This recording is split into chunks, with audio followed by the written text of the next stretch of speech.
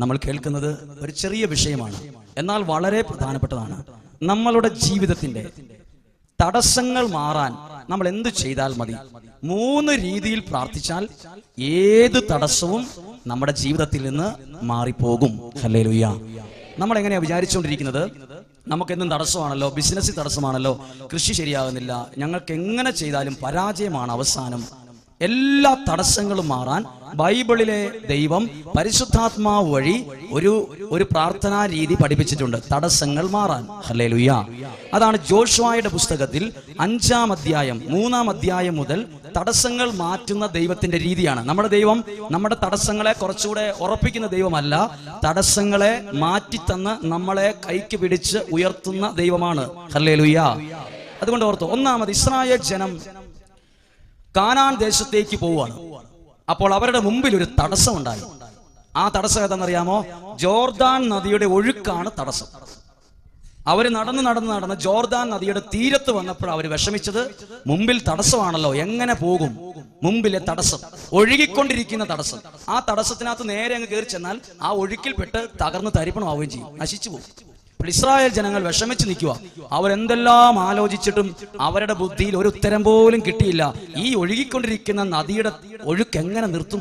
ഈ തടസ്സത്തെ എങ്ങനെ മാറ്റും? അങ്ങനെ മോശ പ്രാർത്ഥിച്ചപ്പോൾ ഒരു വഴി ദൈവം തുറന്നു. പുരോഹിതന്മാരെ കൊണ്ടുവരാൻ പറഞ്ഞു. എല്ലാ പുരോഹിതന്മാരെ അല്ല കൊണ്ടുവരാൻ പറഞ്ഞേ, ദൈവത്തിന്റെ വാഗ്ദാന പേടകം വഹിക്കുന്ന പുരോഹിതന്മാരെ കൊണ്ടുവന്ന് മുന്നിൽ നിർത്തി അവരുടെ കാല് ജോർദാൻ നദിയുടെ വെള്ളത്തിൽ പതുക്കെ തൊടുമ്പോൾ ജോർദാൻ നദിയുടെ ഒഴുക്ക് നിൽക്കും, തടസ്സം മാറും എന്ന് പറഞ്ഞു. ഹല്ലേലൂയ. അപ്പൊ നോക്കിക്കേ, ചില തടസ്സങ്ങൾ അഭിഷേകമുള്ള വൈദികരുടെ പ്രാർത്ഥന വഴി മാറും. ഹല്ലേലൂയ. ചില തടസ്സങ്ങൾ അഭിഷേകമുള്ള വൈദികരുടെ പ്രാർത്ഥനയിലൂടെ മാറത്തില്ല. അത് നമ്മളോട് ചില കാര്യങ്ങൾ വീട്ടിൽ പോയി ചെയ്യാൻ പറയുന്നതിലൂടെ ആ തടസ്സം മാറും. ഒന്നാമത്തെ തടസ്സം മാറിയത്, പുരോഹിതന്മാർ വന്നു, ആ ഒരൊറ്റ കാര്യം ചെയ്തു, അന്നേരെ തടസ്സം മാറി. ഹല്ലേലൂയ. ഇപ്പോൾ നിങ്ങൾ അനുഭവിച്ചുകൊണ്ടിരിക്കുന്ന പല തടസ്സങ്ങളും ഒറ്റയടിക്ക് മാറുന്നതാവാൻ. ചിലത് ഇച്ചിരപ്പോ നമ്മൾ കുറച്ചുകൂടെ പ്രാർത്ഥിക്കേണ്ടി വരും. ചിലത് നല്ലൊരു കുമ്പസാരത്തിലൂടെ മാറത്തുള്ളൂ. ഈ 3 രീതിയിൽ മാറും. ശ്രദ്ധിച്ചോ. ഒന്നാമത്തെ തടസ്സം മാറാൻ വേണ്ടി പുരോഹിതന്മാരെ വിളിച്ചുകൊണ്ട് വന്നു.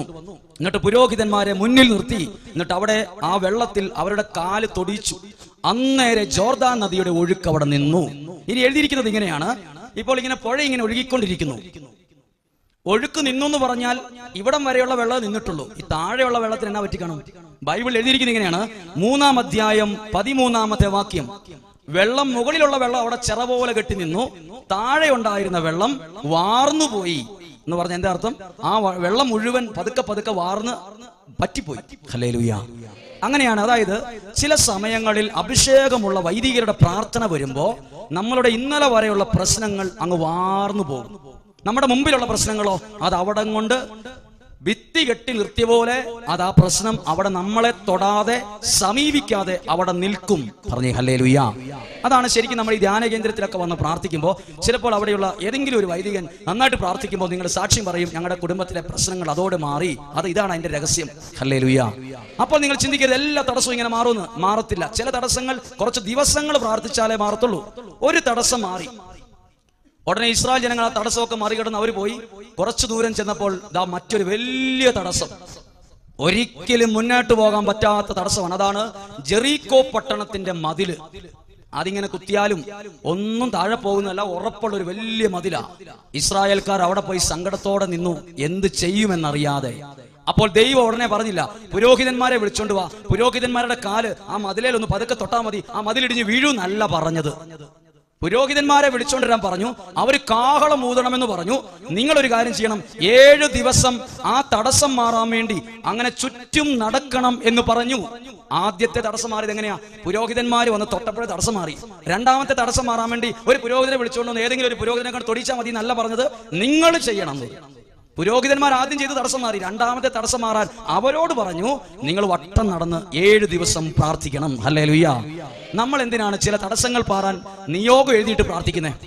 അതായത് എല്ലാ തടസ്സങ്ങളും ചിലപ്പോൾ ഒറ്റയടിക്ക് പോകത്തില്ല. ചില നമ്മൾ 21 ദിവസം പ്രാർത്ഥിക്കുമ്പോഴായിരിക്കും നമ്മുടെ മുമ്പിൽ ജോർദാൻ അല്ല ജെറീക്കോ പട്ടണത്തിന്റെ മതില് പോലെ ഒരിക്കലും മുന്നേറാൻ പറ്റാത്ത തരത്തിൽ ഉയർന്നു നിൽക്കുന്ന, നമുക്കെതിരെ നിൽക്കുന്ന, നമുക്ക് പേടി തരുന്ന, നമ്മളെ ഭയപ്പെടുത്തുന്ന ഈ മതില് പോകണമെങ്കിൽ നമ്മൾ കുറച്ച് ദിവസം ത്യാഗത്തോടെ പ്രാർത്ഥിക്കണം. പറഞ്ഞേ ഹല്ലേലൂയ. അതാണ് ജോഷുവയുടെ പുസ്തകം 6-ാം അധ്യായത്തിൽ എഴുതിയിരിക്കുന്നത്. ജോഷുവ ഈ വിവരം ബൈബിളിൽ രേഖപ്പെടുത്തിയിരിക്കുന്നത് അവർ 7 ദിവസം പ്രാർത്ഥിച്ചു. 7ാമത്തെ ദിവസം പ്രാർത്ഥിച്ചപ്പോൾ അവരാരും ഉന്തിത്തള്ളിയല്ല, ആ മതില് മുഴുവൻ ഇടിഞ്ഞ് നിലത്തേക്ക് അങ്ങ് ഇരുന്നു പോയി. ഹല്ലേലൂയ. ആ പ്രശ്നം എങ്ങനെയാ മാറിയത്? അവര് പ്രാർത്ഥിച്ചപ്പോൾ. ഇനി 3ാമത്തെ തടസ്സം, കുറച്ചുകൂടെ ദൂരം അവർ ചെന്നപ്പോഴാണ് ആയി പട്ടണം യുദ്ധത്തിന് വരുന്നത്. അവർ യുദ്ധത്തിന് പോയി, അവർ പരാജയപ്പെട്ടു പോകാൻ എന്നാ കാരണം എന്ന് ചോദിച്ചു. ഒരു തടസ്സം. ഇനി നിങ്ങളുടെ ആരുടെയും ജീവിതത്തിൽ വിജയത്തിന് തടസ്സമുണ്ട്, വിജയത്തിന് തടസ്സമായി നിൽക്കുന്നവരുണ്ടെങ്കിൽ ഓർത്തോ, അന്നേരം എന്താ പറഞ്ഞറിയോ? ദൈവത്തിന്റെ വാക്കിതാണ്, നിങ്ങളിൽ ആരോ പാപത്തിലാണെന്ന് പറഞ്ഞു. അപ്പോൾ പാപത്തിലുള്ള ആളെ കണ്ടുപിടിച്ചു. ആഖാൻ എന്നയാളാണ്. ബൈബിളിൽ എഴുതിയിരിക്കുന്ന സമയക്കുറവുള്ളത് പറയുന്നില്ല. ആഖാൻ തന്റെ പാപം മുഴുവൻ ഏറ്റുപറഞ്ഞ് അതിനെ പരിഹാരം ചെയ്തപ്പോഴാണ് 3ാമത്തെ തടസ്സം വ്യക്തിയിൽ നിന്ന് മാറി. ബൈബിളിലെ 3 തരത്തിലുള്ള തടസ്സങ്ങൾ 3 രീതിയിൽ പ്രാർത്ഥിച്ചപ്പോൾ അത് മാറി. ഹല്ലേലൂയ. അവർക്ക് പറഞ്ഞേ ഹല്ലേലൂയ. കരങ്ങൾ ഉയർത്തി പറഞ്ഞേ ഹല്ലേലൂയ, ഹല്ലേലൂയ. ശ്രദ്ധിച്ചോ, നമ്മൾ ഇന്ന് കേട്ടത് ജീവിതത്തിന്റെ തടസ്സങ്ങൾ മാറാൻ, വിവാഹ തടസ്സം മാറാൻ, ജോലി തടസ്സം മാറാൻ, സ്ഥലം വിൽപ്പനയുടെ തടസ്സം മാറാൻ, എന്ത് തടസ്സമാകട്ടെ, മുമ്പിൽ എന്തെങ്കിലും തടസ്സം നിങ്ങൾ ഫേസ് ചെയ്യുന്നുണ്ടെങ്കിൽ ഓർത്തോ, നമ്മൾ എന്തെങ്കിലും ചെയ്താൽ ആ തടസ്സം മാറില്ല. ദൈവത്തിന്റെ ഹിതപ്രകാരം ചിലപ്പോൾ ഒരു വൈദികന്റെ പ്രാർത്ഥന മാത്രം മതിയായിരിക്കും അത് മാറാൻ. ചിലപ്പോൾ വൈദികന്റെ പ്രാർത്ഥനയും വേണം. ഞാൻ ചില പ്രവർത്തികൾ എന്റെ ഭവനത്തിൽ ചെയ്യേണ്ടി വരും. ചിലപ്പോൾ ഒരു നിശ്ചിത ദിവസം ഉപവാസം എടുക്കേണ്ടി വരും. ചിലപ്പോൾ നിശ്ചിത ദിവസം ത്യാഗം എടുക്കേണ്ടി വരും. ചിലപ്പോൾ ഒരു നിയോഗം വെച്ച് നന്നായിട്ട് പ്രാർത്ഥിക്കേണ്ടി വരും. അങ്ങനെ പ്രാർത്ഥിക്കുമ്പോൾ ചില തടസ്സം അത് പാടെ മാറിപ്പോകും. 3ാമത്തെ തടസ്സമോ, തടസ്സം മാറി വിജയമുണ്ടായത് അവർ തങ്ങളുടെ പാപത്തെക്കുറിച്ച് അനുതപിച്ചപ്പോഴാണ്. ഹല്ലേലൂയ. പല തടസ്സങ്ങളും മാറാത്തതിന്റെ കാരണം നമ്മൾ ആ പോകേണ്ട വഴി കൂടെ അല്ല പോയിക്കൊണ്ടിരിക്കുന്നത്. ബൈബിൾ പഠിപ്പിക്കുന്നു 3 തടസ്സങ്ങളെ ഉള്ളൂ നമുക്ക്. ഹല്ലേലൂയ. അതുകൊണ്ടാണ് നമ്മൾ ഒരു കാര്യം കേട്ടിട്ടില്ലേ, ഇപ്പൊ മഴ പെയ്യുവാണെങ്കിൽ നമ്മളൊരു കുട കൊണ്ട് പോകുന്നത് എന്തിനാ? ഒരു കുട കൊണ്ട് ഞാൻ പോകുന്നത് എന്തിനാ? മഴ പെയ്യാൻ സാധ്യതയുള്ളപ്പോൾ ഞാൻ എന്തിനാ കുട കൊണ്ട് പോകുന്നത്? മഴയെ നിർത്താനാണോ, ഞാൻ നനയാതിരിക്കാനാണോ? നമ്മൾ ആരും കുടയെടുത്തോണ്ട് നടക്കുന്നത് മഴയെ നിർത്താനല്ല, മഴ പെയ്താലും ഈ ഞാൻ നനയാതിരിക്കാൻ, എനിക്ക് ചൂടാനാണ്. ഇതുപോലെ നമ്മുടെ പ്രാർത്ഥന, അതായത് ഞാൻ പ്രാർത്ഥിക്കുന്നത് പ്രശ്നങ്ങളെ ഇല്ലാതാക്കാനല്ല, പ്രശ്നങ്ങൾ ഉണ്ടെങ്കിലും അതെന്നെ തൊടാതിരിക്കാനാണ്. ഹല്ലേലൂയ. ബൈക്ക് ഓടിച്ചോണ്ട് പോകുന്നയാൾ എന്തിനാണ് ഹെൽമറ്റ് വെക്കുന്നത്? അപകടം ഒഴിവാക്കാനല്ല, അപകടം വന്നാലും എന്റെ തലയ്ക്ക് പരിക്ക് പറ്റാതിരിക്കാനാണ്. ഹല്ലേലൂയ. ഞാൻ എന്തിനാ ദൈവത്തെ വിളിക്കുന്നത്? ഒരു പ്രശ്നം വരാതിരിക്കാനല്ല, പ്രശ്നം വന്നാലും എനിക്കത് പരിക്കുണ്ടാക്കാതിരിക്കാൻ. ഹല്ലേലൂയ. അവർക്ക് പറഞ്ഞേ ഹല്ലേലൂയ.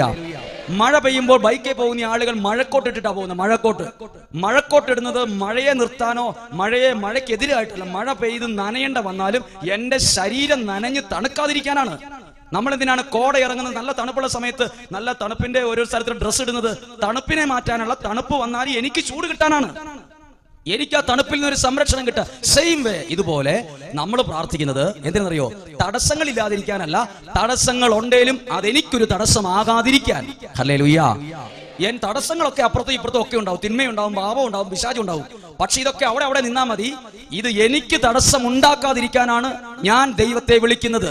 ഹല്ലേലൂയ. അവർക്ക് പറഞ്ഞേ ഹല്ലേലൂയ. കരം ഉയർത്തി പറഞ്ഞേ ഹല്ലേലൂയ, ഹല്ലേലൂയ. നമ്മൾ എന്തിനാ കുടുംബത്തിൽ പ്രാർത്ഥിക്കുന്നത്? നമ്മുടെ കുടുംബത്തിൽ ഒരു പ്രശ്നവും കയറി വരാതിരിക്കാനാണ്. അതുകൊണ്ടല്ലേ നമ്മൾ ഓർത്ത് നോക്കിയേ, എപ്പോഴേ നമ്മുടെ ജീവിതത്തിനകത്ത് പിശാച് കയറുള്ളൂ, എപ്പോഴേ നമ്മുടെ ജീവിതത്തിൽ പിശാച് കയറുള്ളൂ, എപ്പോഴേ നമ്മുടെ കുടുംബത്തിൽ പിശാച് കയറി തടസ്സം ഉണ്ടാക്കുള്ളൂ. ശ്രദ്ധിച്ചോ, മനസ്സിലാക്കുക. ഞാൻ കാറുമായി പോകുന്ന സമയത്ത് ഇച്ചിരി ദൂരയിൽ നിന്ന് ഒരു ചേട്ടൻ എന്റെ കാറിന് കൈ കാണിച്ചു. ഞാൻ നിർത്തണമെന്ന് ആഗ്രഹിച്ചു, പക്ഷെ അടുത്തെത്തിയപ്പോൾ എനിക്ക് തോന്നി നിർത്തണ്ടെന്ന് തോന്നി. കാറിൽ ഞാൻ മാത്രമേ ഉണ്ടായിരുന്നുള്ളൂ, ബാക്കി 3-4 പേർക്ക് ഇരിക്കാനുള്ള സൗകര്യം വെറുതെ കിടക്കുവാണ്. ഞാൻ വണ്ടി നിർത്താതെ ഈ വ്യക്തി അകത്ത് കയറാൻ പറ്റൂല്ലയോ? ഞാൻ വണ്ടി നിർത്തി ഡോർ തുറന്നു കൊടുക്കുവാണെങ്കിൽ ആ കൈ നീട്ടിയാൾ അകത്ത് കയറും. അല്ലാതെ ഞാൻ നിർത്താതെ പോയാലോ? ഇതാണ് നമ്മുടെ ജീവിതത്തിൽ ശ്രദ്ധിക്കണം. നമ്മളൊക്കെ ഉണ്ടല്ലോ, വേണ്ടാത്തടത്തും ആവശ്യമില്ലാത്തടത്തും കൊണ്ടുപോയി നമ്മുടെ ജീവിതം നിർത്തും. എന്നിട്ട് നമ്മുടെ ജീവിതത്തിന്റെ വാതിൽ തുറന്നു കൊടുക്കും. അപ്പോഴൊക്കെ എങ്ങനെയോ അകത്ത് കയറിയതാ ഇപ്പോൾ തടസ്സമായി ബന്ധനമായിരിക്കുന്ന പല തിന്മകളും. ഹല്ലേലൂയ. അവർക്ക് പറഞ്ഞു ഹല്ലേലൂയ. എന്റെ ജീവിതത്തെ ദൈവത്തിന് ഇഷ്ടമില്ലാത്ത ഒരിടത്തും കൊണ്ടുപോയി നിർത്തിയിടരുത്. നിർത്തിയിടേണ്ട ഒരു സ്ഥലം ദൈവസന്നിധിയാണ്. അവിടെയാണ് വാതിൽ തുറന്നു കൊടുക്കേണ്ടത്. അപ്പോൾ ദൈവ സാന്നിധ്യം കയറും. ഹല്ലേലൂയ. ദൈവം നമ്മുടെ ഉള്ളിൽ കയറിയാൽ ദൈവം തടസ്സങ്ങളെ മാറ്റി തന്നോണ്ടിരിക്കും. ഇതുപോലെ ഇനി പിശാച് ഉള്ളിൽ തന്നാലോ? ഈ ഒരു പ്രത്യേകതയുണ്ട്. പിശാച് നമ്മുടെ ഉള്ളിൽ കയറിയാലുണ്ടല്ലോ, പെട്ടെന്ന് കുറച്ച് ദിവസം കൊണ്ട് നമ്മുടെ ജീവിതത്തിന്റെ സ്റ്റിയറിംഗ് ഇല്ലേ, കാറിന്റെ സ്റ്റിയറിംഗ് പോലെ ജീവിതത്തിന് ഒരു സ്റ്റിയറിംഗ് ഉണ്ട്. അത് നമ്മളെ മാറ്റിയിട്ട് അവൻ അവിടെ കയറിയിരുന്ന് ഇവൻ തിരിക്കാൻ തുടങ്ങും. തകർച്ചയിലേക്കും നഷ്ടത്തിലേക്കും കടബാധ്യതയിലേക്കും രോഗത്തിലേക്കും. ഇവൻ തിരിക്കുന്നത് രക്ഷയിലേക്കല്ല, തകർച്ചയിലേക്ക് തിരിക്കും. ജീവിതത്തെ എവിടെയും കൊണ്ടുപോയി നിർത്തരുത്. പാപത്തിന്റെ മുമ്പിൽ നിർത്തരുത്, പ്രലോഭനത്തിന്റെ മുമ്പിൽ കൊണ്ടുപോയി നിർത്തരുത്, മദ്യത്തിന്റെ മുമ്പിൽ കൊണ്ടുപോയി നിർത്തിയിടരുത്. നിർത്തിയിട്ടാൽ ആ പിശാച് കയറി നമ്മുടെ ജീവിതത്തെ തകർച്ചയിലേക്ക് തിരിച്ചു കൊണ്ടുപോകും. ഹല്ലേലൂയ. ഞാൻ ഇവിടെയൊക്കെ ഇങ്ങനെയുള്ള പ്രാർത്ഥനാലയത്തിൽ വന്ന് പ്രാർത്ഥിക്കുമ്പോൾ നിങ്ങൾ ഓർക്കണം, മഴ പെയ്യാൻ സാധ്യതയുണ്ടോ എന്ന് ആകാശത്തേക്ക് നോക്കിയിട്ട് മഴ വരാൻ സാധ്യതയുണ്ട്, ഒരു കൊടയെടുത്തോ എന്ന് പറയുന്നത് അത് മഴയെ നിർത്താൻ വേണ്ടിയോ മഴക്കാരനെ ഓടിച്ച് അപ്പുറത്തേക്ക് വിടാൻ വേണ്ടിയോ അല്ല. മഴ പെയ്യുമായിരിക്കും, പെയ്തോട്ടെ, പക്ഷെ ഞാൻ നനയാതിരിക്കാൻ എന്റെ കയ്യിൽ എനിക്കൊരു കുടയുണ്ട് എന്ന് പറയുന്ന പോലെ ഏത് പ്രതിസന്ധിയാകട്ടെ, രോഗമാകട്ടെ, കടബാധ്യതയാകട്ടെ, അത് ചുറ്റും നിന്നാലും അതെനിക്ക് ഒരു പോറൽ പോലും ഏക്കാതെ എനിക്കൊരു കൊട. അതാണ് ദൈവ സംരക്ഷണത്തിന്റെ കവചം. പറഞ്ഞേ ഹല്ലേലൂയ. അവർക്ക് പറഞ്ഞേ ഹല്ലേലൂയ. അതുകൊണ്ട് നമ്മൾ ഈ നിമിഷങ്ങളിൽ പ്രാർത്ഥിക്കുകയാണ്, ദൈവിക സംരക്ഷണത്തിന്റെ ഒരു കവചം വേണം. ഇനി ശ്രദ്ധിച്ചോ, പ്രാർത്ഥിക്കുന്ന വ്യക്തികളാണ് നിങ്ങളെങ്കിൽ എല്ലാവരും കുതിര കയറുന്നത് നിങ്ങളുടെ തലയിലായിരിക്കും. അത് അന്നും ഇന്ന് ഒരുപാട് പ്രത്യേകതയാണ്. ശ്രദ്ധിച്ച് കേൾക്കണം. ഇത് പ്രാർത്ഥിക്കുന്ന വ്യക്തികൾക്ക് കളിയാക്കലുകൾ, ഒറ്റപ്പെടുത്തലുകൾ, കുറ്റപ്പെടുത്തലുകൾ, കളിയാക്കലുകൾ വീട്ടിലാണേലും ഇടവകയിലാണേലും സ്വദേശത്താണേലും എവിടെ ബന്ധുക്കളുടെ ഇടയിലാണേലും കിട്ടിക്കൊണ്ടിരിക്കും. കൃപയുള്ളവനെ കുത്തിക്കൊല്ലണമെന്നാണ് പലരുടെയും ഒരു ആഗ്രഹം. കൃപയുള്ളവനെ വെറുതെ വിട്ടിട്ട് കുത്തിക്കൊല്ലണം, അവനെ കളിയാക്കി കൊല്ലും. ബൈബിളിൽ അങ്ങനെ ഒരു വചനം ഞാൻ കണ്ടു. സാവൂൾ എന്ന് പറയുന്ന ആളാണ്. സാവൂൾ നല്ല ഒരു മനുഷ്യനായിരുന്നു, പക്ഷെ ജീവിതം വേണ്ടാത്തടത്ത് കൊണ്ടുപോയി നിർത്തി. വാതിൽ തുറന്നു കൊടുത്തു, പിശാച് അകത്ത് കയറി. അപ്പോൾ പിശാച് അകത്ത് കയറിയപ്പം ഈ സാവൂൾ കിടന്ന് വിലപി ഭയങ്കര അസ്വസ്ഥത ഉണ്ടായപ്പോൾ മറ്റു കൂടെ ഉണ്ടായിരുന്നവർ പറഞ്ഞു, ഇവിടെ ഒരു ചെറുപ്പക്കാരനുണ്ട് ദാവീദ്, അവൻ വന്ന് നിങ്ങളുടെ കൊട്ടാരത്തിലിരുന്ന് കിന്നരം വായിക്കുവാണെങ്കിൽ നിങ്ങളുടെ ഉള്ളിൽ നിന്ന് പിശാച് പോകുമെന്ന് പറഞ്ഞു. അങ്ങനെ ദാവീദിനെ തെരഞ്ഞു പിടിച്ച് കൊട്ടാരത്തിൽ കൊണ്ടുവന്ന് ദാവീദ് സാവൂളിന്റെ അടുത്തിരുന്ന് കിന്നരം വായിക്കുമ്പോഴൊക്കെ സാവൂളിന്റെ ഉള്ളിൽ നിന്ന് പിശാച് ഇറങ്ങി ഓടും. അപ്പോൾ സാവൂളിന് നല്ല ആശ്വാസം കിട്ടുമായിരുന്നു, നല്ല ബലം കിട്ടുമായിരുന്നു. കുറച്ചു കഴിഞ്ഞപ്പോൾ ബൈബിൾ എഴുതി വെച്ചിരിക്കുകയാണ്, സാവൂൾ ദാവീദിനെ കൊല്ലാൻ വേണ്ടി കുന്തമെറിഞ്ഞു. ഒന്നല്ല, രണ്ടല്ല, 3 പ്രാവശ്യം. എന്റെ ചോദ്യം സാവൂളിനോടാണ്, എന്തിനാ സാവൂളെ പാവപ്പെട്ട കൃപയുള്ള ദാവീദിനെ കൊല്ലാൻ വേണ്ടി കുന്തമെറിഞ്ഞത്? പ്രിയപ്പെട്ട ശ്രദ്ധിച്ച്, അന്നും ഇന്നും സെയിമാണ്. കൃപയുള്ളവനെ എറിയും, കൃപയുള്ളവനെ കല്ലെടുത്തെറിയും, കളിയാക്കും, ഒറ്റപ്പെടുത്തും, നീ കാരണമെന്ന് പറയും. അത് ഏറ്റെടുത്തോ. കൃപയുള്ളവനെ മനുഷ്യരെറിഞ്ഞാലും ദൈവം ഉയർത്തും. പറഞ്ഞേ ഹല്ലേലൂയ. കൃപയുള്ളവനെ മനുഷ്യനെറിയും. ഇവൻ വലിയ പ്രാർത്ഥനക്കാരൻ, ഇവൻ പ്രാർത്ഥന കൊണ്ട് ജീവിക്കുന്നവനാണ്, പ്രാർത്ഥനയുടെ വലിയ ആളാണ് ഇവന്ന് പറയും, നമ്മളെ കൊറ്റപ്പെടുത്തും. മനുഷ്യൻ എറിഞ്ഞാലും ദൈവം നമ്മളെ ഉയർത്തും. പറഞ്ഞേ ഹല്ലേലൂയ. അവർക്ക് പറഞ്ഞേ ഹല്ലേലൂയ.